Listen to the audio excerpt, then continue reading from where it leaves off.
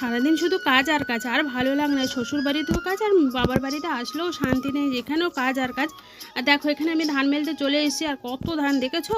না না, আমি মজা করেই বলছি, কাজ না, আমি কিছুই করছি না, একটু ধানগুলো মেলে দিচ্ছি এইমাত্র।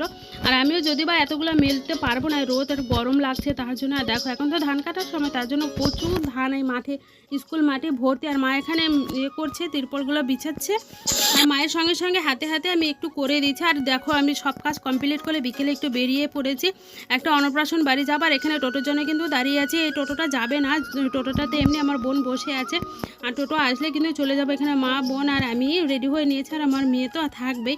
আর দেখো চলে এসেছি অন্নপ্রাশন, আর আস্তে আস্তে আমাদের অনেকটা লেট হয়ে গেছে, এখন প্রায় 5টার মতন বাজে। আর 5টার সময় আসলে তোমরা কী বা দেখতে পাবে। আর পুচকুটা দেখো কীভাবে তাকাচ্ছে।